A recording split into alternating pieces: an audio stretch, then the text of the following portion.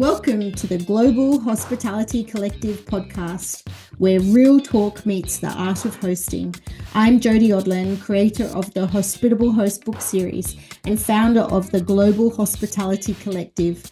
Today, I'm joined by three powerhouse women in the short-term rental world, Helen Levine, Rose Tipka, and Debbie Todd. Now, this isn't your perfectly polished panel. It's honest, funny, and sometimes a little too real. We're diving into the chaos, quirks, and the heart of what it really means to host.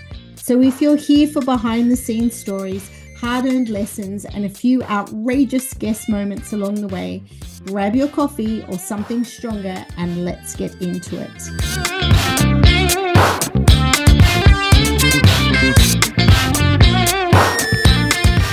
Hi ladies, nice to see you here for another week of fun conversations. How have you been this week? Yeah, it's a great week here. We just got a first jump of snow, and it's extra magical with all of our properties. We have snow days. Kids are super excited. So maybe we'll get to play out in the snow today. Nice. And I am doing the same. I'm just going to bundle up. I'm going to have, as Jodie calls it, toasty, aka grilled cheese, this afternoon for lunch. So yeah, life is good. Very good. Well, I wish I had snow over here in the UK. It is drizzly and cold, but we don't quite get the snow that you get. So anyway, hey ho, we go on. So today we have decided to talk about guest complaints and how we handle those. You know, we get those beautiful guests that come in and stay with us, but we certainly get those other ones that we just can't please, even though perhaps we're offering the same product and service. We have to deal with people's emotions, and that comes into how they reflect their stay is a reflection of their mood sometimes. So Rose, I'm interested in hearing about your guest that comes to mind, that something's happened to them that perhaps was out of your control, and like just share how you handled that experience. Wow. So we have big houses, and we often have a lot of people inside the houses. And so there's kind of a lot of personalities that you have to manage because you want everybody to have a good time, but you really want to focus on that person who's paying the bill and it's going to leave the review. And especially because we're dealing with families who are having their vacation, there seems to be kind of higher stakes because a lot of folks only get maybe one family vacation a year. And if it doesn't go right, like that's it for them. So I think it's really important for me to understand what their goals are and what they really want to achieve during vacation. And so one of the ways that I try to learn that is through a guest survey that I send to our guests before they even check in with us. And so if they're doing something like celebrating a birthday or an anniversary, or they're just looking for quiet time with their family, it helps me kind of understand what their goal is for that vacation. Now, I talk to our guests, I message them, I do all of that kind of stuff in the lead up. But you're always going to have those people, I call them needy Nancy's. And the needy Nancy's have tons of questions. A lot of times they'll self-identify before even checking in. And so people that are like that, I try to give them that extra touch in the lead up to vacation. And I think a lot of it is anxiety for them to get the vacation right. And so I try to acknowledge how important that is to them and give them that extra attention before they even show up. But you can do everything right, and you can have all of your messaging perfect. And if somebody is just showing up with a difficult attitude or something like that, there's only so much you can affect that. And so at that point, that's where you have to listen and try to fix. Sometimes people just want to share what's going on. They want to make sure that somebody is listening to them. And so we try to give them a lot of opportunities for that. I know that a lot of times people want to, they want a discount. They want to take $100 off or refund or that kind of stuff. But needy Nancy's, they don't want $100 off. Like that's not really what they're going for. And so I try to fix, and then I try to upgrade. Like, hey, can I have pizza delivered? Something has gone wrong. Can I treat you to this? Can I add this extra in? So I try to provide even more value to them. But I do think you also have to understand that you just can't make everybody happy all the time, and that is not a reflection upon your own character. Because I know I'm a sensitive person. I tend to take it personally. So having that kind of divide where I know I've done everything right, done my best, and sometimes for some people, no matter what you do, it's not going to be enough. Yeah, I think that's really important to remember, that don't take it personally. I know in the past when I used to work in the hotel industry, we did a lot of studies. There was a lot of training on how to deal with guests, especially in guest complaints. The best thing is to listen and to make them feel like they've been heard, because a lot of the times it is just that, right? But also with taking it personally, sometimes I read some of these Facebook groups on short-term rentals, and where people are talking about like the slightest thing. Someone's left a piece of chewing gum on the bedside table after checkout, and yeah, that's gross, but that's like the least of your worries, really. And if you can't handle that, then perhaps it's not the right business to be in. And just don't take it so personally. Yeah, I totally agree with you, Rose. So give me an example of somebody or you've had an experience with that maybe hasn't gone right. So you've sent them the pizza and you've tried your best, but they still leave a terrible review afterwards. First, I just want to say, Rose, I love the pizza idea. That's the first time I've heard I do too. Yeah. I just think like that's $25, around here, like a cheese pizza. And I mean, cheese and carbs, like count me in. But I do think there will be those negative reviews. I think they will happen. And somebody once told me that if you don't get criticism, that you're just not doing enough and you're not out there and you're not having a lot of people. So I tell my team, like, it's going to happen. We're going to get a negative review and we're going to have that. And there is a saying that you could be the juiciest, sweetest, ripest peach in the world. And some people just prefer pears. And there's nothing you could have done about it. So I just try to remember I'm a peach. Yeah.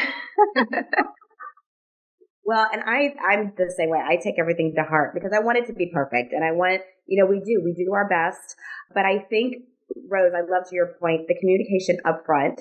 I love how you do not the comment card, but the asking them questions before. We don't do that, but we do have some very intentional automated messaging that goes out to our guests. And we do a lot of give back with our guests. So our guests they almost kind of know a little bit about us and our heart and our family before they even come to our property, which I think is so huge. And I didn't do it for this reason, but I think people come into our place and they feel like they already kind of know us. And then if something does go wrong or when it goes wrong, right? Because things happen, I feel like our guests give us more grace, which has been so nice because again, things do happen. And another thing, so if something is said, I've gotten much better at this, but I kind of take it to heart. Like, what are they talking about? But then I'm like, okay, Debbie, reevaluate and see, do some things need to be changed? And then I look and I'm like, you know what? I haven't looked at our kitchenware in a really long time. So I'm learning to now, and just be so grateful. Like, thank you so much for this. Again, not every response is like that, but I think it's a way too to kind of check ourselves to see, hey, can we make things better? Because we can. I have a magic phrase that I like to deploy because I know I have a number of magic phrases. So if somebody is sharing a concern or a complaint or something that's not right, I always say, thank you for letting me know, because I want them to know that I appreciate the feedback. And then I say, we work hard and it's really important for us that you guys have a great vacation. So I try to acknowledge what they're sharing and then that it's important to me that they have a great vacation. And that's a magic phrase that I use if people are starting to get a little spicy with me. And that's a great point. So before my short-term rental career, I was a teacher. And one of the things they taught us with training was I worked with children that had emotional trauma. And one of the big things that they had us do was called the sandwich effect. And so if a child was coming to us and saying, so-and-so did this, whatever it was, cut in front of the line or something like that, even though I think it's trivial, or even what I think the guest is experiencing is trivial, to them it's important and it's a big deal. And so we would have to validate like what they said, talk about how we're going to solve it or the negative kind of thing, and then sandwich it again. And so the first thing they're hearing is they're being validated, and the last thing that they're hearing, they're being validated. And I do that too with like my staff, because I'm like, don't you sandwich me. But I'll say something like, oh, I really love that you're taking initiative, but we're not doing that type of thing. Thank you for trying to solve the problem on your own. So, we try to sandwich it. So same thing if a guest is upset that something didn't get cleaned properly. Oh my gosh, I'm so sorry that happened to you. I'll send somebody out right away. Thank you for letting me know. We really, like you said, Rose, strive to have a 5-star cleanliness experience. I'm going to send you a pizza. But having that sandwich thing, because I think a lot of the times we do put so much, like as a traveler, we do put so much stock into having this great trip. We spend a lot of money. We've taken time. We've, organized our schedules. We've brought the dog to wherever the dog needs. I mean, we've done all these things. So when you do get there, you want to not have to worry about anything. And so I try to put myself in the perspective of the guest. And I'm not a good flyer. So if you have somebody that had to do something that they don't love to do to get there, and then it's negative, I totally understand their point of view. And so I do try to do the sandwich effect. But what is it that you do? So now you've done the sandwich effect, you've given the pizza, you've done everything you can, and you do get that negative review. What do you do as far as like responding to your negative review? Do you have any like tricks on that kind of deal with that? Yeah. So if I have a negative review on Airbnb, and look, we get them, everybody gets them. It doesn't matter how hard you try not to. I read it, and then I leave it for 12 hours to respond. So I can get emotional about it if I need to. I can reflect really on what happened. I can speak with my staff to see, did that in fact happen? If it's the first time I'm now hearing of it. And then really write a response that obviously I've got hundreds of other great reviews, but really it has to be a non-emotional one. I've seen some terrible reviews where hosts have really got upset by a comment that has been left. And look, we all know how hard we work to get these great comments. So when you do get one and it's unjust, yes, we get some that, that they need to be said, like Debbie and her kitchenware. And you take that as feedback so then you can create a better product for the next guest. But when you get those ones that are unjust, it is quite difficult to not show emotion in that, but you really have to, and you have to turn it around exactly what you're saying. You may have had that conversation with the guest personally, but make sure that it's down in writing. So then when people come on to book and they look at your reviews, because we all know everyone looks at reviews for bookings. Well, anything that we do these days, whether it's somewhere to stay or a restaurant or even a product that we're going to buy from Amazon, we all look at the reviews. So really write a proper, impactful review is really important. So my thing for me is I leave it 12 hours. I think we read reviews, and then if I'm reading a review and there's something negative in there, and then the host response is hyper emotional and over the top and that kind of stuff, that's not somebody I want to stay with. Because if that host is overcompensating, I'm worried that they're going to pull something with me. So I think it's important you wait, you don't be emotional about it, you acknowledge, and you move on. But if you're doing some sort of a tirade in your response, that is just putting salt in the wound at that point. That's when ChatGPT can come into play too and help you. Yes. If you're not quite sure what to say, and you can say, this is what I would say, but can you make it kinder? Thank you. That's more kind.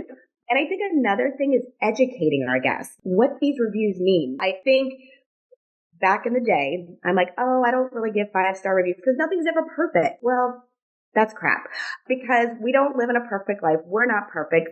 So I think 5 stars, we think, oh, it's perfect. It's not perfect. It's had a great time. There might have been a couple things, but it still can be a 5-star. So I think there's like a little thing on Amazon or out there that kind of explains the stars, and we have it in our cabin. And so many people, and sometimes I'll even post it like, hey, did y'all know this?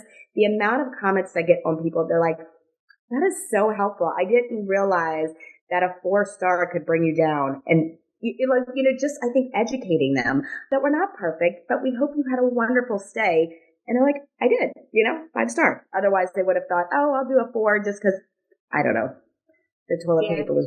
I love that, Debbie. I know Rose also, she has that education for her guests, and I started to do that in mine. And I think it, as us, as hosts, for everybody who's listening and watching, if you can incorporate something like that, it helps us as overall as an industry as well. And really, it's the same with direct bookings. We're all trying to educate people to go into direct bookings. So in my communications to my guests about next time you come and stay, book through my direct booking website, I also say, if you're going to stay somewhere else, try and search for the owner's direct booking website, because if they're a professional host, they're going to have one. So it is all about educating the guests on all of these little things that us hosts do, not only as an individual, but as a collective.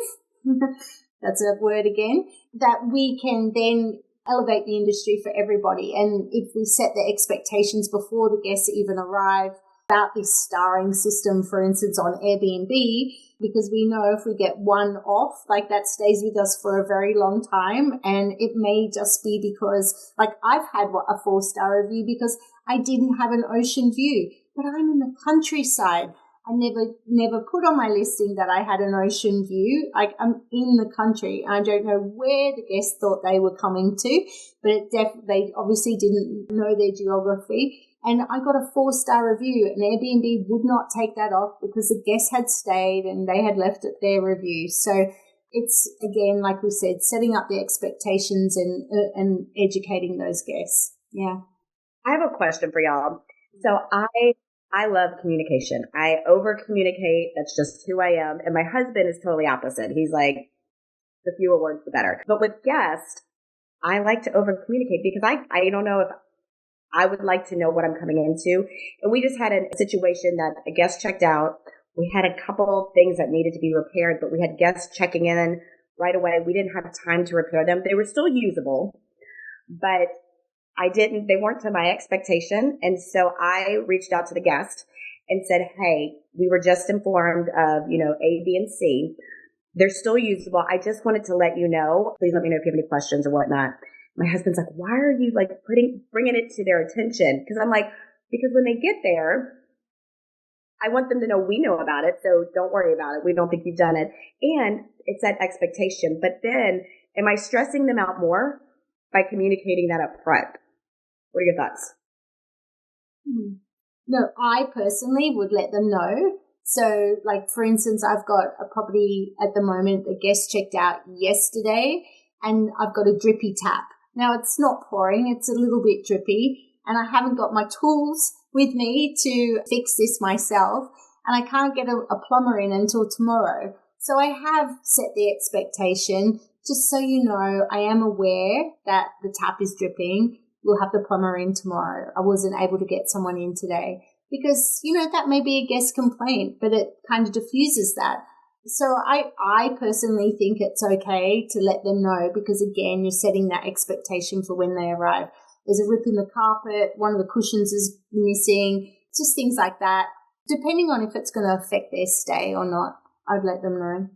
I would definitely have told them, and because we talk about guests and bad guests, but from their side, they hear about hosts that are nightmares, that blame them for things that didn't happen, or they always hear about people showing up, and it's not what the listing was. And so we sometimes get stuck in our zone thinking about bad guests, but the guest side, they also get a lot of scary stories about bad hosts.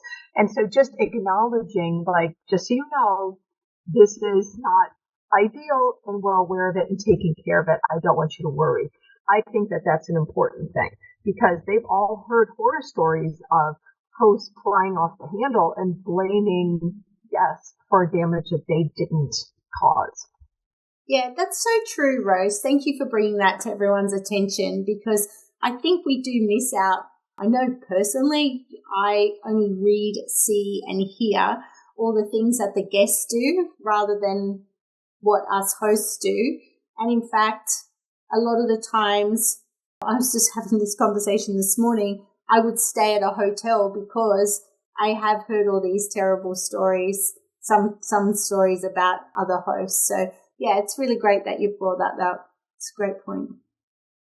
Have you, as a guest, so I had a negative experience, oh goodness, probably like 10 years ago, staying in an Airbnb. I was traveling alone with my son, who was at that time maybe 10, and I felt really unsafe at the Airbnb staying there alone, that I left and went to a hotel. But the way that the host had responded made me feel better and not foolish for feeling that way. But it was like and I think, and that may be why when we have women staying on site I do get a lot of, I'm actually part of a group. There's like a Facebook page for solo female travelers. And we've been posted on there saying that people feel safe staying there. And one of the things that I remind them is that I am here on site. I'm here if you need anything. But because of that negative experience I had, I tried to make sure that like no woman would feel that staying here. Have you had like a negative experience that has actually altered you as a host? Yeah, I've had a number of tremendously terrible experiences staying places. I mean, that's the whole podcast episode right there. So, for example, I stayed in a place while I was traveling. It was over $1,000 a night, so it was a very expensive place. And not the amenities, but like the gift was a couple of Nespresso pods, but there was no Nespresso machine. And that's why I always say if you're gifting guests, it needs to be relevant. Because I thought, oh my God, there must be an espresso here and it's missing. And now they're going to think that I stole it from them. And so those like couple pods, they stressed me out. Like you're giving me a gift, but now I'm stressed out. What if you think I stole your Nespresso machine? And so that made me really make sure that I am honing in on, gifting that's relevant and meaningful and not adding stress. And I've stayed in places that were unbelievably filthy, or as I described it, Sunday morning at a frat house. And reaching out to the management company and not only getting no solution, just being completely ignored. I stayed in a place where there were 14 of us and they left us 7 towels total. And their answer was, oh, just do laundry. There's a washer dryer there. And I stayed at somewhere in Paris and they left us all hand towels to like as wash towels. And we're like, oh my God, is this how the French do it? So we actually had to go out and buy towels. I had somebody, I was traveling to Australia and she called as I was on my way to the airport for 24 hours of travel. And she's like, I'm going to cancel your reservation because I can't line up a cleaner. And I'm like, you can't do that. I'm about to get on an airplane. And I showed up to her apartment and it was dirty and I had to clean it for her before we stayed. And then she double booked and another guest showed up while we were still at the house. I mean, it's so bad. You can't even believe that it really happens. But this is, and this is what I do. And I still can't get it right. So maybe my picker is off, but what if this is what our guests are constantly experiencing? Yes. And so that's an opportunity for good operators. That's why we need to professionalize, because that is a huge differentiator. If I can have this many terrible experiences, other people are too. Mm. But it's the way that the other hosts react or to these complaints or even issues that you point out. Because I know if I stay in a short-term rental and something's gone amiss, I'm almost embarrassed to say because I don't want to be that, well, I'm a host and I would do it this way type person. But I did stay at a place in Northern Ireland. It was a big house. We booked out for the whole family. And my top sheet had come off, like as we were sleeping. And so I went to put it on. And as I put it on, I realized there was no like plastic covering, and all my beds have plastic coverings. And then I just kind of, I swooshed up the sheet to make the bed, and I noticed the mattress, and it was disgusting. It was so bad. It was actually so bad that we took the mattress off and slept on the base. We put some towels down for a little bit of padding. It was disgusting. And I'm not a germaphobe or anything like that, but if you knew what was on this mattress, you just would not. And so I then messaged the owner and I said that we've experienced this and it's really not clean, and I think you should be aware of it if you've got a management company taking care of it. And she got really uppity at me and said, oh, you're one of those hosts that pick other people's properties apart, and how dare you, and blah, blah, blah. And I just thought her response was so rude and unjust that I just left it. I could have gone for a refund or whatever, but I didn't do that. But then I did post it into a Facebook group because I wanted to see what other people were experiencing. And I'd only been probably in the industry for about 4 years at this point, and so it was quite some time ago. And I put it on the Facebook group, and people started picking me apart saying, oh, you shouldn't pick other people's properties up, and, you shouldn't have been looking at the mattress, and, oh, you're one of those people. And I was just like, really? Seriously? No, I just had to remake the bed, and the mattress was so disgusting. So I do think the way that we respond to our guests has a huge impact on our businesses and a reflection of who we are and our professionalism. So yeah, look out for those review responses. So I have a question for you. Did you leave a review for her? No, I didn't. And because at that point in time, I was one of those hosts that I was scared about reviews. Everyone got a 5-star review from me in case they gave me a bad one or whatever. But now, after 10 years in hosting, I'm happy to call people out because, again, I think as a collective of hosts, we really need to call out those guests that trash the place or do something that's deceitful. We've had all sorts of things. I'm sure you all have as well. And look, it goes on in hotels. After working in hotels, I've seen it all as well. But now I'm happy to call out the guests. If it is, I don't want other people to have a bad experience. Like when a guest leaves the whole mattress filled with poo, I don't want that guest to then go to say it's someone else's and someone have the experience that my cleaners had when they came in and had to clean it up after them. So I think, it's our responsibility as hosts to come together and do that. Don't be afraid of negative. Yeah, and you made a great point too of like making sure it's worthy of because there are things that are going to happen, and I think as we become more experienced, because I used to, again, I saw a little kid had a sucker stick with a piece of gum and it was stuck to the wall the other day. And I was like, are you kidding me? Like, come on. It is I'm not going to put a bad review for them because it's like knowing now, maybe when I would have first started, I would have been like, but I've learned that things are going to happen. Things are going to break or need to be repaired or fixed so I think it depends on your place. We have larger places too. So they get a little bit more wear and tear than if you had like a couple's cabin. So just understanding your space. And I think I love like just listening to all of us talk. I would have loved to have this when I first started.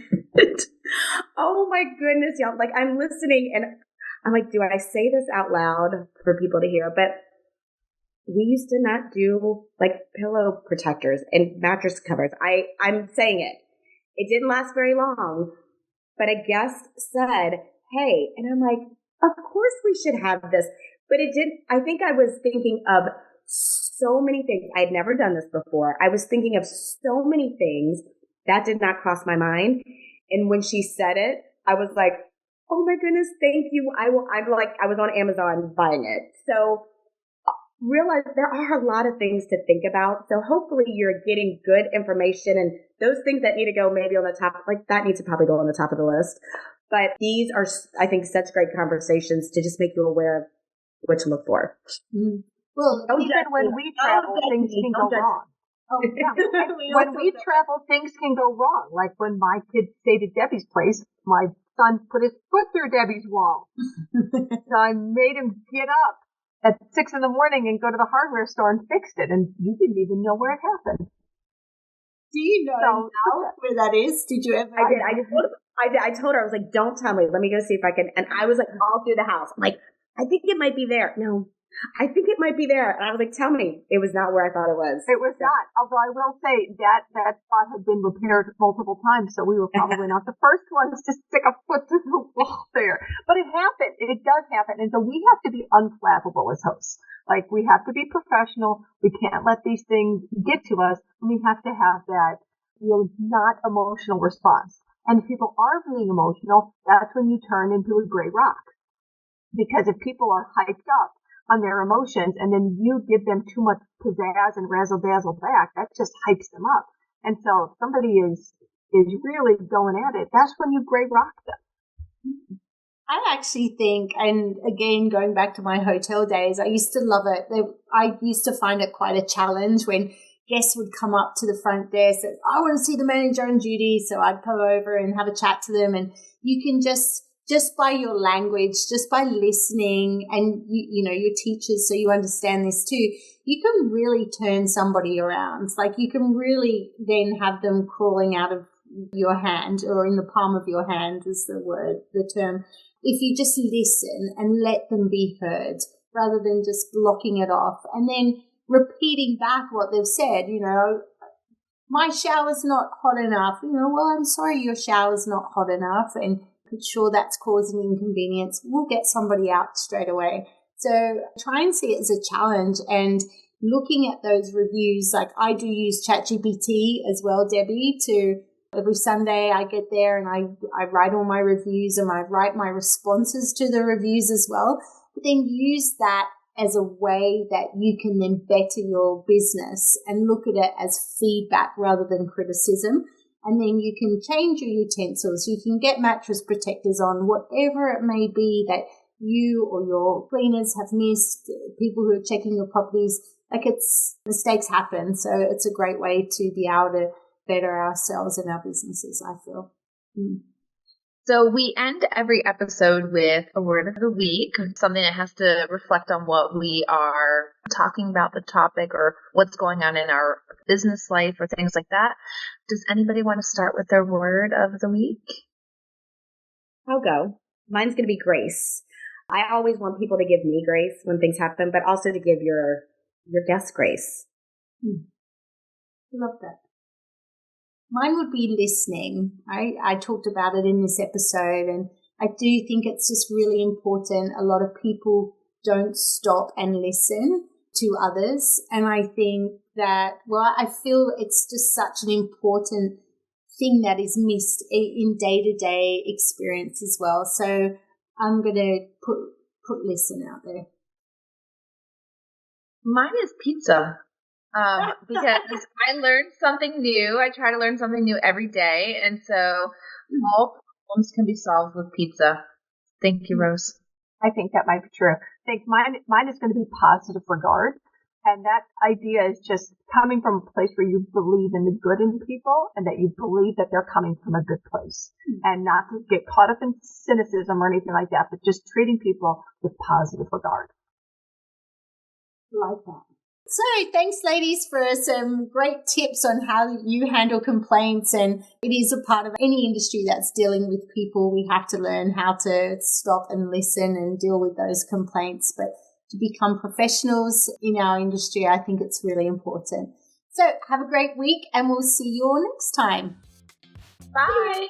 Bye. This is the Global Hospitality Collective, where we believe hospitality starts with how you make people feel.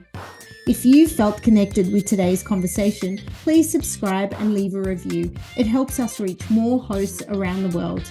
Next week, we'll hear from some of the authors of the Hospitable Host book series as they share their journey, their struggles, and their wins. Until then, keep showing up, keep leading with intention, and above all, keep hosting with heart.